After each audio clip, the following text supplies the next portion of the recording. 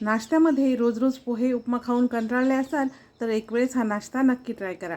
नमस्कार मंडळी, सिंपल मेजवानी मराठीमध्ये आज आपण सकाळच्या घाईमध्ये अगदी झटपट होणारा मस्त मसालेदार आणि चटपटीत असा कांदा पराठा करणार आहोत. हा कांदा पराठा बनवायला खूपच सोपा आहे आणि चवीला एकदम भन्नाट आहे. चला तर मग रेसिपीला सुरुवात करूया. तर इथे मी एक मोठी वाटी रेग्युलर चपाती बनवण्याचं गव्हाचं पीठ घेतलं आहे. आता यामध्ये 2 चमचे बेसन घालूया. बेसनामुळे आपले पराठे मस्त खुसखुशीत होतात. यामध्ये चवीनुसार मीठ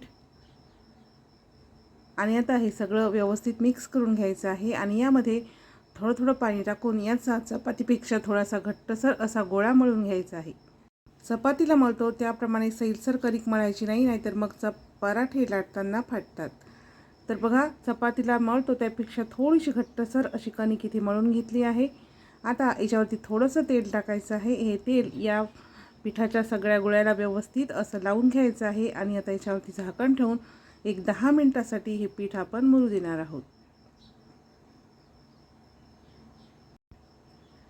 आणि तोपर्यंत आपण पराठ्याचं सारण तयार करूया. इथे मी 2 ते 3 मोठे कांदे अशा पद्धतीने लांबसर आणि पातळ कापून घेतले आहेत. कांदे पातळ कापायचे आहेत.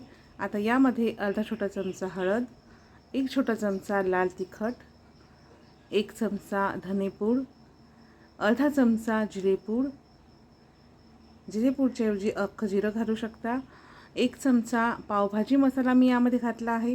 तुम्ही याच्याऐवजी गरम मसालासुद्धा टाकू शकता, पाव चमचा चाट मसाला आणि चवीनुसार मीठ, 1 मोठा चमचा पांढरे तीळ, बारीक कापलेली कोथिंबीर आणि 1 लिंबाचा रस मी यामध्ये टाकत आहे. लिंबाच्या रसामुळे मस्त चटपटीत अशी चव येते या सारणाला. आता या सगळ्या वस्तू हाताने व्यवस्थित अशा मिक्स करून घ्यायच्या आहेत, जेणेकरून कांद्याच्या सगळ्या पाकळ्या व्यवस्थित मोकळ्या होतील. इथे मी पावभाजी मसाला वापरला आहे, त्याऐवजी तुम्ही गरम मसाला किंवा सांबार मसाला वापरू शकता, पण पावभाजी मसाल्याने खूप मस्त अशी चव येते पराठ्याला. तर पराठ्याचं सारण तयार आहे आणि आता हे पीठ भिजूनसुद्धा 10 मिनिटे झाली आहेत आणि आता हे पीठ व्यवस्थित असं मुरलेलं आहे. तरी पीठ पुन्हा एकदा थोडंसं व्यवस्थित असं मळून घ्यायचं आहे. पीठ व्यवस्थित मळून घेतलं की पराठे लाटताना फाटत नाहीत. आणि आता चपातीला घेतो त्यापेक्षा थोडासा मोठा गोळा याचा घ्यायचा आहे, कारण थोडेसे गुबगुबीत असे पराठे आपण करणार आहोत. तर रेग्युलर चपातीपेक्षा थोडेसे मोठे याचे गोळे करून घ्यायचे आहेत. तयार पिठाचा गोळा गव्हाच्या कोरड्या पिठामध्ये घोळून घ्यायचा आहे आणि त्याची आपण जशी चपाती लाटतो त्या पद्धतीने याची चपाती लाटून घ्यायची आहे. सगळीकडे एकसारखी अशी चपाती इथे मी लाटून घेणार आहे. तर बघा, चपाती लाटून तयार आहे. आता याच्यावरती थोडंसं तेल किंवा तूप टाकायचं आहे. इथे मी तेल टाकलेलं आहे.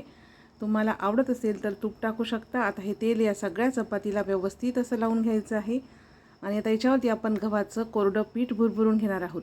गव्हाचं कोरडं पीठ याच्यासाठी भुरभुरायचं आहे, कारण कांद्याचं जे सारण आपण तयार केलं आहे त्याला जर पाणी सुटलं तर ते पाणी हे गव्हाचं पीठ शोषून घेते आणि पराठा लाटताना फाटत नाही. आणि आता जे कांद्याचं सारण आपण तयार केलेलं आहे किंवा कांद्याचा जो मसाला आहे तो या चपातीवरती अशा पद्धतीने पसरवून घ्यायचा आहे. चपातीचे काठ थोडेसे रिकामे ठेवायचे आहेत आणि हा मसाला हाताने व्यवस्थित असा प्रेस करून घ्यायचा आहे. तर बघा, जो कांद्याचं सारण आहे ते व्यवस्थित पसरवून घेतलं आहे. आता सुरीने चपातीला मधोमध अशा पद्धतीने कट करायचं आहे आणि आता याच्यानंतर ही चपाती आपल्याला अशा पद्धतीने गुंडाळत न्यायची आहे, म्हणजे हिचा रोल करायचा आहे. तुम्हाला व्हिडिओमध्ये दिसत आहे त्या पद्धतीने एकदम घट्टसर असा गुंडाळत याचा रोल करून घेऊया.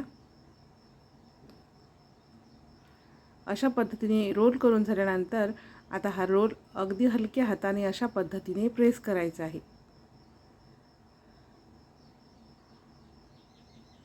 रोल अशा पद्धतीने चपटा करून घेतला की पुन्हा या रोलला गव्हाचं कोरडं पीठ लावून घ्यायचं आहे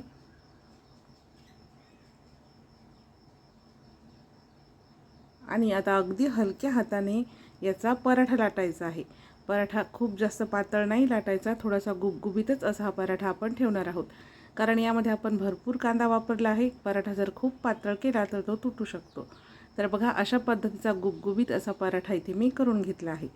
पराठा शेकण्यासाठी गॅसवरती तवा गरम करून घेतला आहे. त्यावरती पराठा टाकायचा आहे. पराठा शेकताना गॅसची फ्लेम मीडियम ठेवायची आहे. जेणेकरून आपला पराठा मस्त खुसखुशीत असा होईल. हाय फ्लेमवर जर आपण पराठे शेकले तर ते वरतून करपतात आणि आतपर्यंत खुसखुशीतसुद्धा होत नाहीत. आता अशा पद्धतीने दोन्ही बाजूने अलटपलट करून हा पराठा आपल्याला मस्त खरपूस असा शेकून घ्यायचा आहे. पराठा शेकताना त्याला तेल किंवा तूप लावायचं आहे.